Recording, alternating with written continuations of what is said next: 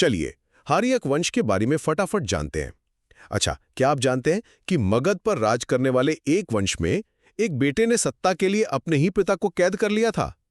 ये कहानी है हर्यक वंश की, जिसने भारत के पहले बड़े साम्राज्यों में से एक की नींव रखी थी। और हाँ, ये सरकारी परीक्षाओं के लिए एक बहुत ही जरूरी टॉपिक है। तो पहली बात, बिंबिसार की कूटनीति। देखिए, इस वंश की स्थापना हुई 544 ईसा पूर्व में और राजधानी थी राजगृह। बिंबिसार को सेनिया की उपाधि भी मिली थी। उन्होंने ना युद्ध से ज्यादा वैवाहिक संबंधों के जरिए अपने साम्राज्य को मजबूत किया। और एक खास बात, वो गौतम बुद्ध और महावीर दोनों के समकालीन थे। ये पॉइंट अक्सर परीक्षाओं में पूछा जाता है। अब आती है दूसरी बात, अजातशत्रु का विस्तार और संघर्ष।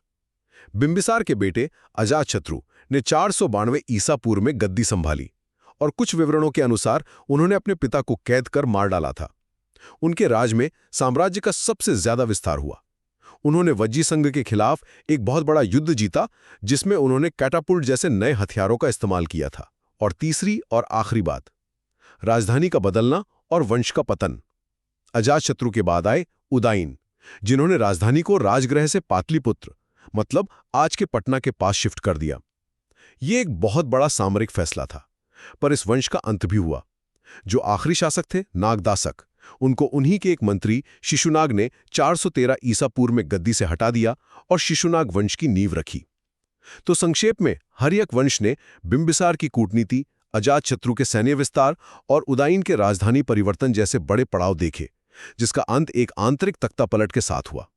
ऐसे ही और ज्ञानवर्धक एपिसोड्स के लिए कीर्ति टेक का सब्सक्राइब करना ना भूलें, क्योंकि सीखना कभी नहीं रुकना चाहिए।